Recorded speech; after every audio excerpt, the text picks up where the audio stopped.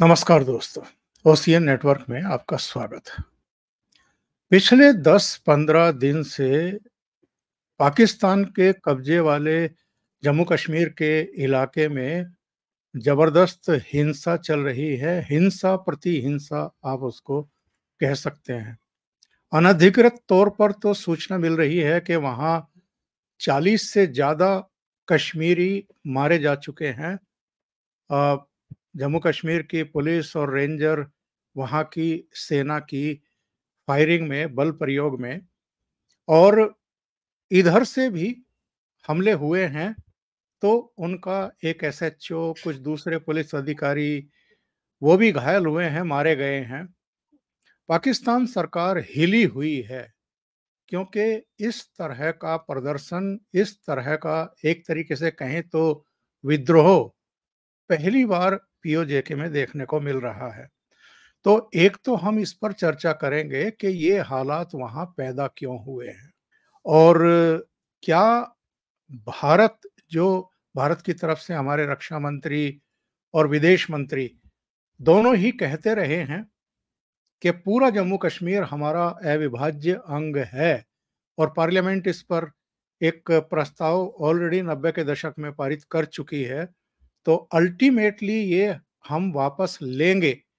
राजनाथ सिंह साहब का भी बयान था, उसका भी चर्चा करेंगे।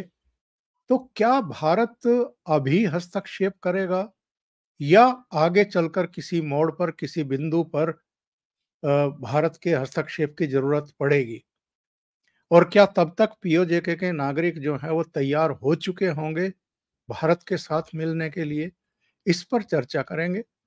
इसके अलावा जम्मू कश्मीर में जो कुछ पीओजेके में हो रहा है, उसका जो लोकसभा चुनाव चल रहे हैं, क्या उन पर किसी तरह का इम्पैक्ट हम देखेंगे? और मेरे साथ काफ़ी समय बाद जुड़ रहे हैं, उनको खोजा है, रमनीक सिंह मान, जो मेरे मित्र भी हैं और बहुत स्नेह भी रखते हैं। रमनीक सिंह जी, बहुत स्वागत है आपका। नमस्कार। सत श्री अकाल, नमस्ते, जय हिंद, बहुत बहुत धन्यवाद, थैंक यू वेरी मच। और साहब, वाकई बहुत लंबा अरसा गुजर गया आपके साथ बैठ के गपशप किए जी, तो सबसे पहले हम चलते हैं पीओजेके। ये जो कुछ चल रहा है रमनीक सिंह जी, चूंकि आप तो जियो पॉलिटिक्स को बहुत बेहतर तरीके से समझते भी हैं और समझाते भी हैं, तो थोड़ा सा बताइए कि पीओजेके में चल क्या रहा है और इसके संदेश और संकेत भारत के लिए भी क्या है और पूरी दुनिया के लिए क्या है? तो साहब देखिए, पहले ना आपको एक बड़ा कानवास देखना पड़ेगा, एक आपको बिग पिक्चर देखनी पड़ेगी कि दर हकीकत, दरअसल वास्तव में हो क्या रहा है, चल क्या रहा है। तो अगर आप उस बिगर पिक्चर को देखेंगे तो आप ये पाएंगे कि ना केवल पाक अधिकृत जम्मू कश्मीर, गिलगित बाल्टिस्तान, बल्कि सिंध में, बलूचिस्तान में, खैबर पख्तूनख्वा में, तो तमाम जो 5 सूबे हैं पाकिस्तान के, सबके अंदर किसी ना किसी कारण से एक अनरेस्ट चल रहा है।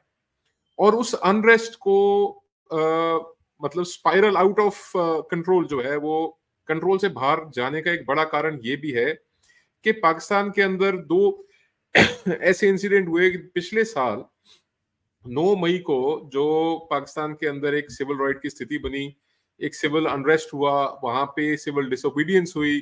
पाकिस्तान के इतिहास में पहली बार ऐसा हुआ कि जब जो एक आम आवाम है, शहरी है, नागरिक हैं, उन्होंने रावलपिंडी में जो गैरिसन हेडक्वार्टर्स है, जो जीएचक्यू है, वहां पे, या लाहौर में, या तमाम जगहों पे जर्नैलों के जो घर हैं उनके अंदर जाके उन्होंने अपने विद्रोह का एक संकेत दिया।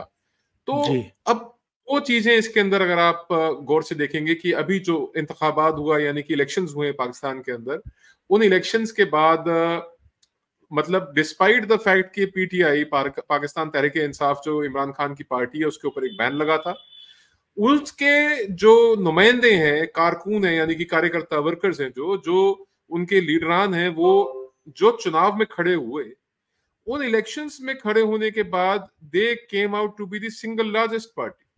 मुराद कहने की ये है कि यदि वो अपने दम पे लड़ते, बाहैसियत पार्टी लड़ते, ये इमरान खान की लीडरशिप में लड़ते, अगर इमरान खान को बैन ना किया जाता, तो बावजूद इस फैक्ट के कि एस्टैब्लिशमेंट यानी कि पाक फौज का जो दूसरा नाम है पाकिस्तान के अंदर, वो एस्टैब्लिशमेंट है, या डीप स्टेट के चाहने के बावजूद, लाख चाहने के बावजूद, वो फिर से सत्ता में आते और सरकार बनाते। और जी। चूंकि पाकिस्तान के इतिहास में पहली बार किसी ने इतनी मजबूती से चैलेंज दिया है पाक एस्टैब्लिशमेंट को, पाक आर्मी को, तो वो चाहते नहीं थे कि ये सत्ता में आए। तो एक जो बॉयल अप है, एक बिल्डअप है, एक प्रेशर है। और आप देखिए कि कितनी दिलचस्प स्थिति है, क्यों दिलचस्प कहेंगे इसको, कि जो सबसे बड़ा पॉलिटिकल फोर्स है और जो सबसे बड़ी पॉलिटिकल पार्टी है जिसके पास आज भी बहिस्ते पार्टी, उनको अबॉलिश किया हुआ है, उनके उनके ऊपर बैन लगा रखा है, और मतलब किसी ना किसी केस में इमरान खान को अंदर किया गया है, चाहे वो जो तोहफे हैं उनको बेचने की बात हो, या इलीगल मैरिज की बात हो, या स्टेट सीक्रेट्स को लीक करने की बात हो, तमाम तरीके के उनके ऊपर मुकदमे चलाए गए। बावजूद उसके जो एक बहुत बड़ी पॉलिटिकल फोर्स है पाकिस्तान की, वो और जो पाक एस्टैब्लिशमेंट है, पाक फौज है, वो आज की डेट में आमने सामने है, वो सीधी टकराव की स्थिति में। तो कई लोग स्थिति को भांपते हुए नहीं ज्यादा बोल रहे और कई बोल रहे हैं। वहीं आप दूसरी जानिब देखेंगे, दूसरी तरफ देखेंगे तो बलूचिस्तान के अंदर भी इस तरीके का हालात हैं कि जहां पे विद्रोह जो है वो चरम सीमा पे है। और ऐसे ही टीटीपी को लेके भारत के ऊपर इल्जाम लगाने का प्रयास करती है पाकिस्तान, या उनकी डीप स्टेट कह लीजिए, एस्टैब्लिशमेंट कह लीजिए, या वहां की जो सरकार है पाकिस्तान की, यानी कि हुकूमत पाकिस्तान जो है, वो भारत के ऊपर, पर अपनी इंटरनल सिचुएशंस नहीं काबू में आ रही। दिक्कत क्या है कि इंडिया के अंदर 80 करोड़ से ज्यादा लोगों को हर महीने राशन मिल रहा है, तो जी। Survival is not issue, survival issue नहीं है। आटा, चावल, तेल, चीनी, दालें, ये सब तमाम चीजें जो हैं भारत में फ्री दी जा रही हैं मोदी सरकार के दौरान, और ये कोविड के समय से चला आ रहा है और वो अभी भी बादस्तूर जारी है। तो सर्वाइवल खाने के लाले नहीं है, survival is not a issue. बच्चों के लिए एजुकेशन सरकारी स्कूलों में फ्री है, वर्दी फ्री है, किताबें फ्री हैं, so education is also not a problem, वो भी एक चैलेंज नहीं है। फिर आयुष्मान आ गया, उसके अंदर हेल्थ केयर जो है, हेल्थ केयर भी भारत के अंदर एक चैलेंज नहीं है कि आपको 5 लाख तक का इलाज जो है फ्री मिल जाएगा। जहां एक तरफ पहले कि अगर आप स्टेंट नहीं डलवा सकते, पेसमेकर नहीं डलवा सकते, इलाज नहीं करवा सकते, तो मतलब बिल्कुल बेबस और मायूस होकर लोग देखते थे कि ये हमारे पिता हैं, हमारी बहन है, बेटी है, माता है, ये जो भी आपका रिश्ता है, कि ये अब ज्यादा दिन के मेहमान नहीं है, गुजर जाएंगे, कि हमारे पास हमारी हैसियत है नहीं, खर्च लें। या वो तमाम अपना घर, जमीन, जायदाद बेच के, कर्जदार होके, उसके बावजूद फिर जो है कहीं ना कहीं अपने लोगों को खो देते थे। अब ये तीन जो बड़े चैलेंज है वो पाकिस्तान में आज भी एग्जिस्ट करते हैं। एग्जिस्टेंशियल क्राइसिस है, भूखमरी है, गरीबी है, गुर्बत है, महंगाई बहुत ज्यादा है, गैस के प्राइस, बिजली के प्राइस, आटा, चावल, तेल, चीनी, हम तमाम वो अशिया जो जिंदगी गुजर बसर करने के लिए, जिंदगी जीने के लिए, वो हर एक वस्तु जो है वो किसी भी एक आम शहरी नागरिक के पहुंच से बाहर जा चुकी है। तो उसको भारत के खिलाफ विरोध में ये कह देना कि साहब इंडिया कर रहा है, या ये ग्लोबल कॉन्स्पिरेसी है, या लोगों को ये कह भर के जी हमारा जो ग्लोबल पोजीशन है पाकिस्तान की, वो इतनी खूबसूरत है कि हम सेंट्रल एशिया पे, हमारे पास कि अल्लाह ने हमारे को ऐसी पोजीशन हमारे को वर्ल्ड मैप के ऊपर दी है कि नीचे समुंदर, ऊपर सेंट्रल एशिया, यहाँ पे हमारे पास सारा जो है खुला जो है हमारे पास मौका है कि हम कमा सकते हैं। ये 70-75 साल से बातें सुन रहे हैं। अब इसके अंदर क्या है कि बड़ा हिस्सा जो है वो पाक फौज जो है वो बजट का भी और फॉरेन एक्सचेंज का भी, और जो आम नागरिकों के लिए, आम शहरियों के लिए जो चीजें जरूरी हैं, वो खर्चा भी फौज के खाते में जाता है, फौज के हिस्से में जाता है। सो इन चीजों से परेशान होकर मुसलसल लगातार तेल के पैसे बढ़ रहे हैं, डीजल, पेट्रोल, गैस, बिजली, चीनी, आटा, चावल, हर एक चीज पाकिस्तान के अंदर महंगी है। सस्ती है तो केवल और केवल इंसानी जान, इंसान की कीमत। और इन दोनों चीजों के अंदर एक मैं आपको फर्क बताता हूं, जो आपने कहा कि पाक अधिकृत जम्मू और कश्मीर में और बाकी तमाम पाकिस्तान के अंदर क्या अंतर है। वो बहुत बड़ा अंतर यह है कि पाक अधिकृत जम्मू कश्मीर के संदर्भ में भारत एक बार नहीं अनेकों बार कह चुका है कि आप हमारे नागरिक हैं, आप हमारे शहरी हैं, यू आर अवर सिटीजन्स। और वो जो जमीन का हिस्सा है जो पाकिस्तान के अवैध कब्जे में है, वो हमारी जमीन है और हम उसको लेके रहेंगे। ये पार्लियामेंट का रेजोल्यूशन भी है। इसको जी। लेके प्रधानमंत्री जी, गृह मंत्री जी, विदेश मंत्री जी और हमारे रक्षा मंत्री जी, जो तमाम फॉरेन पॉलिसी से रिलेटेड, डिफेंस से रिलेटेड, इंटरनल सिक्योरिटी से रिलेटेड, और जो सुप्रीम है प्रधानमंत्री, वो भी इस बात को कह चुके हैं, और जो सबसे सुप्रीम है भारत की संसद, वो भी कह चुकी है। तो पाक अधिकृत जम्मू कश्मीर के अंदर रहने वाले नागरिकों के पास एक ऑप्शन है। उनके पास एक ऑप्शन ये है कि वो भारत के साथ जुड़ सकते हैं, और उनके पास एक इतिहास में से, तारीख में से एक उदाहरण भी है कि कैसे बांग्लादेश के अंदर मुक्ति वाहिनी के रास्ते लोग जो हैं वो, उन्होंने अपनी सेल्फ डिटर्मिनेशन की बात कही, वो आजाद हुए। उस वक्त ऑप्शन थी भारत के साथ मिलने की, पर तब वो इरादा नहीं था भारत का। इस बार इरादा बिल्कुल साफ है, और ये सोच के भी वहां के लोगों से, देखिए मेरा तारुफ है कईयों से, मेरी जान पहचान है, मेरी बात होती है, कहते हैं हमारे को इस बात की सोच के खुशी होती है कि क्या काश मोदी जैसा लीडर कल को हमारा लीडर होगा, कि हम कल को ये सीना ठोक के कह सकते हैं, कश्मीरी होने के नाते, गिलगिती होने के नाते, बालिस्तान के होने के नाते, कि मोदी हमारा लीडर है और हम मोदी के मुल्क के रहने वाले। जो पाकिस्तानी अक्सर छुप छुप के विदेशों में बोलते ही हैं कि हम इंडियन हैं, अपने पाकिस्तानी रूट्स को कोई एडमिट नहीं करता। और दूसरी तरफ बलूचिस्तान में एक राइट टू सेल्फ डिटर्मिनेशन, वहां पे एक अलग जो वहां पे जद्दोजहद है, वहां पे संघर्ष चल रहा है आजादी का। सो अंतर इतना है कि आम जो पाकिस्तानी है उसके पास शायद वो ऑप्शन नहीं है, उसके पास वो ऑन द टेबल जिसे कहते हैं ना, उनके पास बफे या लेड आउट, उनके पास ऑप्शन नहीं है कि वो किस तरफ जाए, किस तरफ ना जाए। तो उनको वो बर्दाश्त करनी पड़ रही है गरीबी, गुर्बत, और उसके लिए उन्होंने फौज के खिलाफ और हुकूमत पाकिस्तान के खिलाफ विरोध भी किया।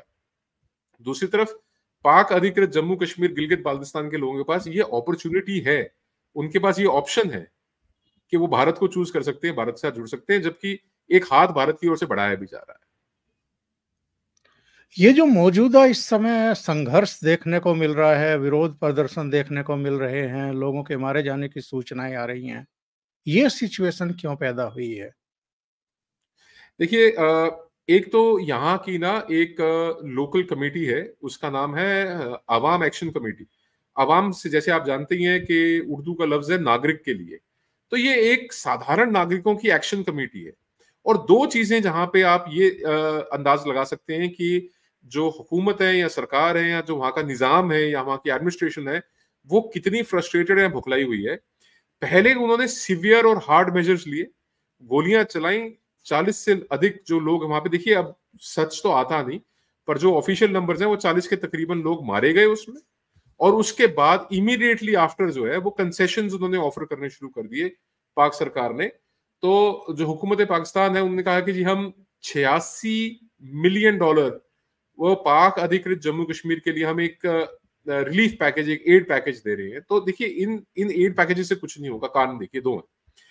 पहला, अगर आप जिनको आज तक 75 साल से द्वयम दर्जे का नागरिक, जिनको आप डिक्लेयर करके बैठे हुए हैं, जिनको आप कहते हैं कि ये द्वयम दर्जे के, सेकंड कैटेगरी के या सेकंड क्लास सिटीजन है, उनके लिए अगर आप एक रिलीफ पैकेज निकालते हैं, तो बाकी जो पाकिस्तानी 22 करोड़ आवाम है, उन्होंने कोई गुनाह कर रखा है क्या? आप पूरे पाकिस्तान की आवाम के लिए रिलीफ पैकेज क्यों नहीं निकालते?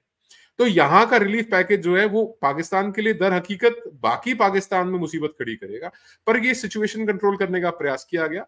जब लोगों की आवाज को दबाने की, कुचलने की और उनको उनको मिटाने की कोशिश की जाती है, तो विरोध और बढ़ता है। तो ये महंगाई के खिलाफ, मुसलसल गुर्बत के खिलाफ, और खास तौर पे जो उस इलाके में पाक अधिकृत जम्मू कश्मीर के अंदर जो पावर प्रोजेक्ट्स हैं, बावजूद उसके जब आपको महंगी बिजली खरीदनी पड़ रही है, आपको महंगे टैक्सेस देने पड़ रहे हैं, तो वहां के लोग जो है पाक अधिकृत जम्मू कश्मीर के, गिलगित बाल्टिस्तान के, उनके आवाम के अंदर, उन नागरिकों के अंदर एक ठगे जाने का एक भाव, एहसास है उनके अंदर कि हमारे रिसोर्सेस, हमारी जमीन, हमारा पैसा, हमारी बिजली, हमारे खनिज, उनको पाकिस्तान इस्तेमाल कर रहा है और हम ही के ऊपर, हमारे ही ऊपर टैक्स लगा रहा है, या हमारे खनिजों को इस्तेमाल करके चाइना को उसका मुनाफा दिया जा रहा है, या हमारे रास्ते से जो चाइना के रास्ते जो सामान आ रहा है, वो आम पाकिस्तानी को तो उसका मुनाफा, उसका बेनिफिट, उसका चाहे वो पाक फौज हो, चाहे वो पाक की हुकूमत पाकिस्तान हो, उन लोगों को तो उसका लाभ मिल रहा है। पर जो जिनकी जमीन, जिनके रिसोर्स, जिनकी बिजली, जिनका पानी, जिनके खनिज, उनको दबाया कुचला जा रहा है और उनके ऊपर एक्सेसिव टैक्सेशन लगाई जा रही है। और उसके पीछे जो है वो सबसे बड़ा कारण है चीन। चीन जो है वो पाकिस्तान को अपने डेट ट्रैप में फंसा चुका है। रोटी खाने के लिए पैसे नहीं है। इनके पिछले प्रधानमंत्री वजीर आजम इमरान खान जो है वो कह रहे थे कि साहब हम अंडे से मुर्गी, मुर्गी से अंडा, और हम भैंस से बछड़ा, और ये सब हम गधे बेच के, नहीं, ये उनकी इकोनॉमिक पॉलिसी का हिस्सा था कि हम ये कर सकते हैं, इससे हम पैसा कमा सकते हैं। तो उसके एपी सेंटर में चीन है। अभी भी जो टोटल डिफेंस इंपोर्ट है पाकिस्तान का, वो पिछले दहाके में 69% वो चाइना से खरीद रहे थे, और आज ये नंबर बढ़ के 82% है जो इनका डिफेंस इंपोर्ट चाइना से हो रहा है। और अभी पीछे ही इन्होंने 039A/B युआन क्लास सबमरीन्स का जो है वो ऑर्डर है, और 8 इनके पास हैंगर क्लास जो स्टेल्थ सबमरीन्स है उसका इनका एक डिफेंस पैक्ट हुआ है जो 2028 तक चाइना ने डिलीवर करनी है।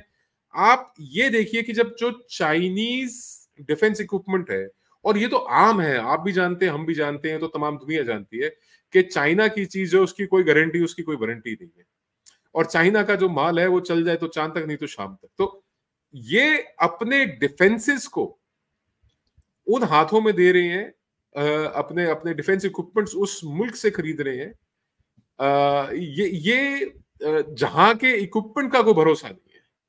और वहीं दूसरी तरफ भारत ने अपने तकरीबन 80% डिफेंस इंपोर्ट्स जो हैं वो आत्मनिर्भर कर लिए हैं।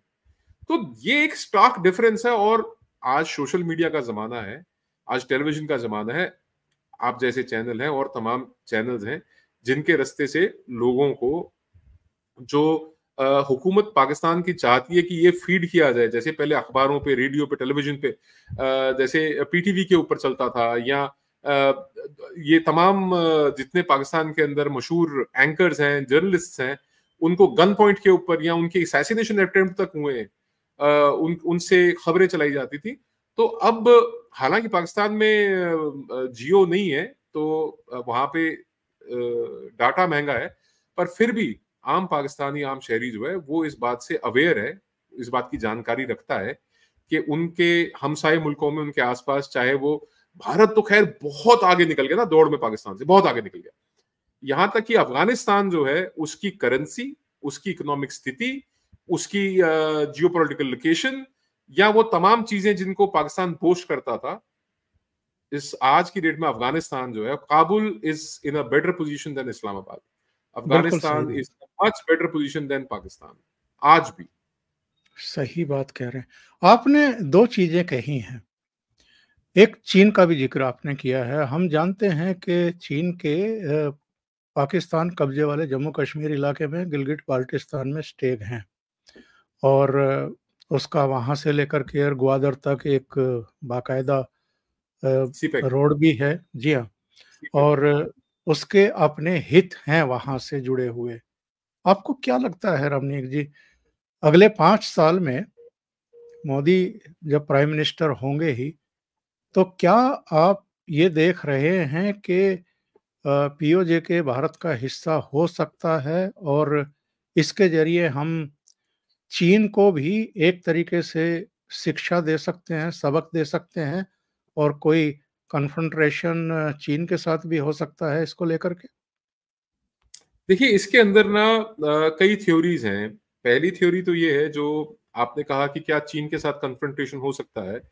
तो जिस वक्त ऐसे सूरत हाल, ऐसे हालात पैदा होंगे, उस वक्त हो सकता है कि चाइना भारत को डिस्ट्रैक्ट करने के लिए, जैसे उनके पास आप भारत के दक्षिण में जो उन्होंने स्ट्रिंग ऑफ पर्ल्स के नाते से अपने अड्डे बनाए हैं, या उन्होंने जहां जहां पे अपने बेसिस तैयार किए हैं, या जैसे उन्होंने पिछले दिनी जो है बर्मा के अंदर उन्होंने जो एक साउदर्न मोस्ट पॉइंट है, एक वहां पे आइलैंड जो है उसके ऊपर चाइनीज प्रेजेंस है, या हरबन टोटा के अंदर जो चाइनीज सर्वेलेंस और वेसल्स हैं, वेसल्स हैं, तो वो चीजें हैं। या डायरेक्टली जैसे चाइना पाकिस्तान को स्टेल्थ क्लास के जो सबमरीन्स हैं वो 8 सबमरीन सप्लाई करने की बात है, तो वो तमाम चीजें भारत को एज पे रखने के लिए, किनारे पे रखने के लिए, या भारत को हर वो मुमकिन प्रयास करने के लिए, चाहे वो बॉर्डर स्क्रिमिशेस हो, चाहे वो कोई ना कोई स्ट्रेस या टेंशन बिल्डअप करने की बात हो,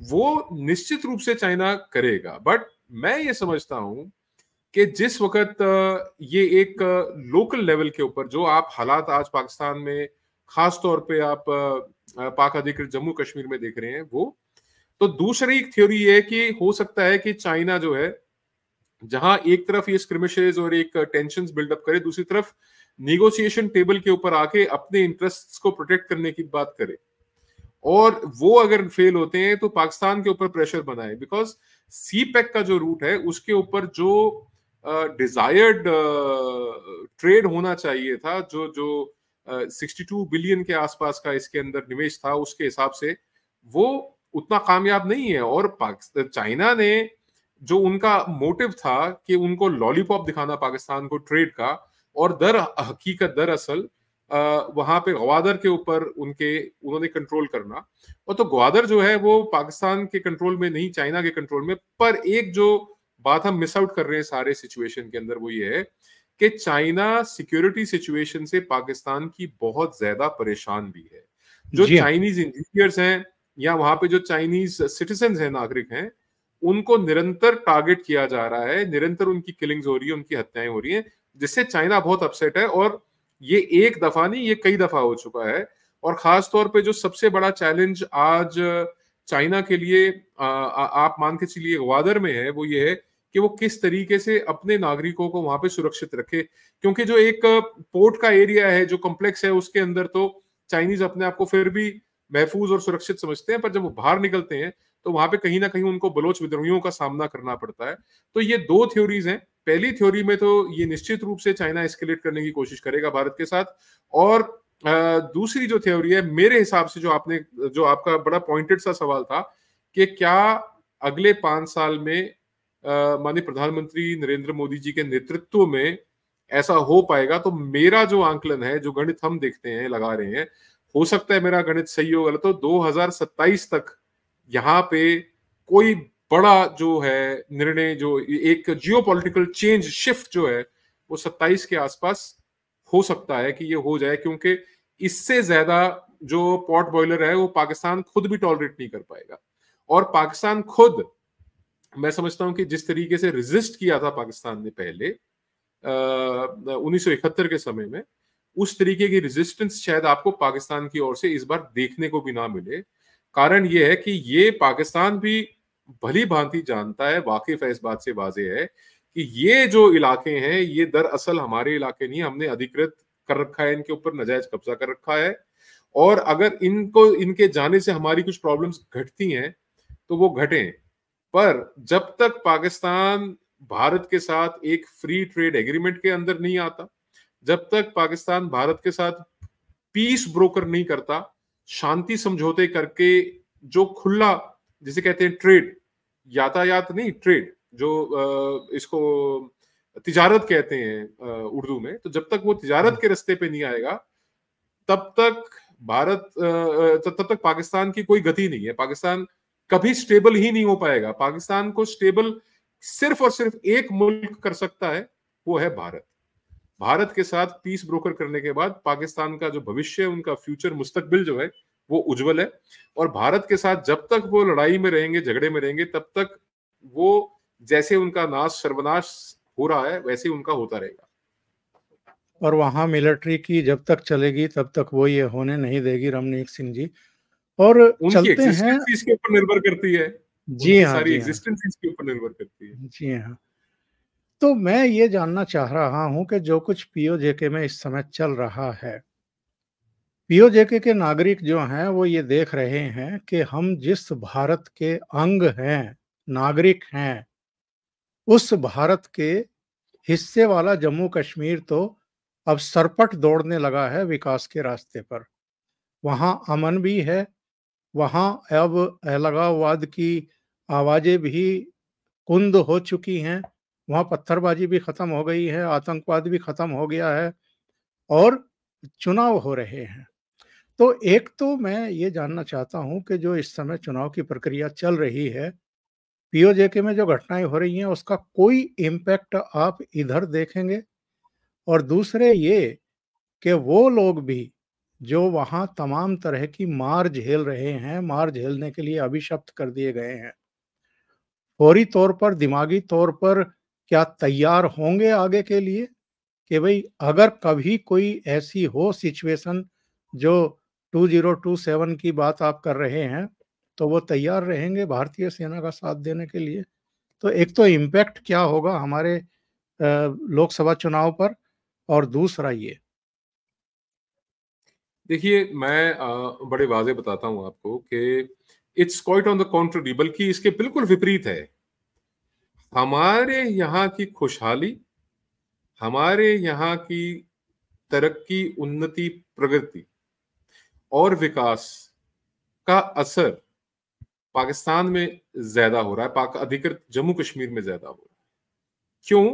कल्चरली स्पीकिंग जम्मू कश्मीर भारत का और पाक अधिकृत जम्मू कश्मीर, यहाँ पे रिश्तेदारियां भी हैं, यहाँ पे बिल्कुल, कल्चरली भी एकता है। जो जो जो एक सामाजिक ताना बाना है वो आज से कई वर्ष पहले, और काफी हद तक तो आपस में शादियां भी होती रही हैं और अभी भी होती हैं, तो परिवारों के अंदर सांझ भी है। तो ऐसा है कि सेंसरशिप जो है वो एक सीमा तक ही काम कर सकती है, एक हद तक ही काम कर सकती है। तो डेवलपमेंट की जहां तक बात है, एक चीज होती है कि ह्यूमन एस्पिरेशन बोलते हैं जिसको, यानी कि जो ख्वाहिशें हैं, इंसानी ख्वाहिशें जो हैं, इंसानी ख्वाहिशें क्या है कि आपके पास रहने को अच्छा हो, आपके पास खाने को अच्छा हो, आपके पास कमाई के साधन हो, आपके बच्चों के लिए भविष्य सुरक्षित हो, आपके परिवार के लिए भविष्य सुरक्षित हो। जो ह्यूमन एस्पिरेशंस है, वो सारी ह्यूमन एस्पिरेशंस जो है वो एक एलओसी के आपको ईस्ट की तरफ, भारतीय जम्मू कश्मीर के अंदर आपको वो ह्यूमन एस्पिरेशंस फुलफिल होती नजर आ रही हैं। और ये कब हुआ? 370 के एब्रोगेशन के बाद, 370 के हटने के बाद, यहाँ पे जो तीव्र गति से, तेज गति से परिवर्तन आए, विकास हुआ, चाहे आईआईटीज हो, आईआईएम्स हो, चाहे यूनिवर्सिटीज हो, मेडिकल कॉलेजेस हो, स्कूल्स हो, हॉस्पिटल्स हो, एयरपोर्ट्स हो, बस स्टैंड हो, सड़कें हो, या यहाँ पे गाड़ियों की कीमतें हो, स्टैंडर्ड ऑफ लिविंग हो, जो आप रोजमर्रा में खाने की, देखिए आप गाड़ी रोज तो खरीदते नहीं, पर आपको आटा, दाल चावल चीनी सब्जियां तो आपको रेगुलर खरीदनी पड़ेंगी ना। तो जो बिल्कुल। एक स्टैंडर्ड ऑफ लिविंग है, कॉस्ट ऑफ लिविंग है, हर एक चीज के अंदर जब कंपैरिजन होता है, तो स्वाभाविक तौर पे लोग महसूस करते हैं कि हम इनके कब्जे में रह के आज तशद्दुद और हम पड़तारना जो है जिसे कहते हैं, या हम परेशानियों का सामना कर रहे हैं। वहीं दूसरी तरफ जो हमारे अपने भाई हैं, रिश्तेदार हैं, जो हम उस मुल्क का हिस्सा, उस नेतृत्व का, उस हुकूमत का हिस्सा हो सकते हैं, जहां पे ये सब अशा हमारे लिए, ये सब चीजें बिल्कुल मतलब इजीली अवेलेबल है और जिंदगी बड़ी सुखद हो जाएगी। इससे एक उदाहरण ध्यान में आता है कि वो किस्सा एक सुनता होता था मैं, कि ब्रेक थ्रू की बात करते हैं, जिसे आपने सवाल पूछा ना कि क्या ऐसा लोग वहां के, मैं तो आपको ही बताता हूं कि थॉट के अंदर ब्रेक थ्रू के ऊपर एक मैनेजमेंट के अंदर मैंने पढ़ा था कि एक मक्खी होती है, वो कांच के एक कमरे के अंदर बंद होती है, और उसको बाहर उस कांच की परली तरफ उसको सब चीजें नजर आ रही हैं, वहां खूबसूरत फूल हैं, वादियां हैं, जिन फूलों के ऊपर जाके वो मक्खी जो है वो रस पी सकती है और वो अपनी जिंदगी बहुत खूबसूरती से गुजर कर सकती है। और वहीं वो शीशे के ऊपर टक्कर मार मार के, शीशे के ऊपर टक्कर मार मार के थक जा रही है, या वो जिसको हम कहते हैं कि मायूस हो रही है, होपलेस हो रही है। और उसी जिस जगह पे वो टक्कर मार रही है, उससे 2 फीट दूर दरवाजे के अंदर एक छोटी सी दरार है, एक दर्ज है, खुला है हल्का सा दरवाजा, और वो उस दरवाजे में से अगर गुजर जाए, तो उस दरवाजे में से गुजरने से वो सब चीजें जिसकी वो ख्वाहिश रखती है, उसको इच्छा है, वो उसको प्राप्त कर सकती है। तो ये दरवाजे का जो खुला रास्ता है, वो दिखाने का काम बार बार पार्लियामेंट के अंदर गृह मंत्री जी ने और हमारे डिफेंस मंत्री जी ने, हमारे फॉरेन मिनिस्टर जी ने, हमारे प्रधानमंत्री जी ने वो दरवाजे का रास्ता दिखाने का बार बार प्रयास किया है कि देखिए पाक अधिकृत जम्मू कश्मीर के लोगों, आप हमारे मुल्क का हिस्सा हैं। बल्कि मैं यहाँ पे एक जो मैंने आज से 2 साल तकरीबन पहले एक सुझाव जो है कोई रेलेवेंट अधिकारियों को और नेताओं को लिखा था, वो मैं पहली बार आपके साथ शेयर करने जा रहा हूँ चोर साहब। जी, जी। मैंने कहा था कि अगर हम उस इलाके को अपना इलाका मानते हैं, जैसा कि बार बार हमारी, चाहे वो पार्लियामेंट का रेजोल्यूशन हो, चाहे हमारे गृह मंत्री जी का, प्रधानमंत्री जी का, विदेश मंत्री जी का, या हमारे डिफेंस मिनिस्टर साहब का जो बयान है उससे वाजे होता है, और अगर वो नागरिक भी हमारे हैं, that the land and the people both वो हमारे हैं, तो हमारे को यहाँ पे चाहे दिल्ली में, चाहे कश्मीर में, चाहे जम्मू में या बॉर्डर के इलाकों में, हमको ऐसे डेस्क सेटअप करने चाहिए, हमको ऐसे नंबर्स और हमारे को ऐसे ईमेल एड्रेसेस जारी करने चाहिए जहां हमारे वो नागरिक जो किसी दूसरे मुल्क की इलीगल ऑक्यूपेशन में है या उनकी गैर कानूनी ऑक्यूपेशन में है, वो सीधा हमसे ताल्लुक कर सके, हमसे संपर्क करके बता सके कि साहब यहाँ पे ये पुलिस का अफसर है, यहाँ पे ये आर्मी का अफसर है या जवान है, या यहाँ पे ये सरकारी मुलाजिम है, या ये पाकिस्तान के वो लोग हैं जो हमारे ऊपर यहाँ पे तशद्दुद कर रहे हैं, जुल्म ढा रहे हैं, आप इनके खिलाफ हमसे शिकायत लीजिए और इनका इलाज कीजिए। और उसके बाद वो डेस्क जो है, या तो वो सीधे तौर पे कॉल करके उनको कहें कि भाई या तो आप सुधर जाइए और हमारा कब्जा जो है वो बहुत जल्द वापस आने वाला है, या तो आप सुधर जाइए, या जिस वक्त हम आएंगे हम आपका इलाज करेंगे और आपको चुन चुन के सुधारेंगे। एक दबाव जो है वो पाकिस्तानी सेना के ऊपर, पुलिस के ऊपर, एडमिनिस्ट्रेशन के ऊपर, और जो पाकिस्तान की वहां की हुकूमत है उसके ऊपर भी एक प्रेशर होना चाहिए कि भारत ना केवल ये बातें कह रहा है, वो उसको वास्तव में रिफ्लेक्ट भी कर रहा है। तो ये कुछ एक कदम मेरा ख्याल है लेने चाहिए, और जगाने का काम जो है, रास्ता दिखाने का काम भारत की सरकार कर रही है। और अगर कुछ स्टेप्स जो है इस दिशा में, इस डायरेक्शन में लिए जाएं, तो उनका भी बेनिफिट जो है आने वाले समय में हो सकता है। बहुत सही आपका सुझाव है। रमनीक सिंह जी, बहुत आभार, बहुत धन्यवाद आपका। आप जुड़े और महत्वपूर्ण मुद्दों पर आपने चर्चा की। सत श्री नमस्कार। अकाल, नमस्ते, जय हिंद जी। जय हिंद।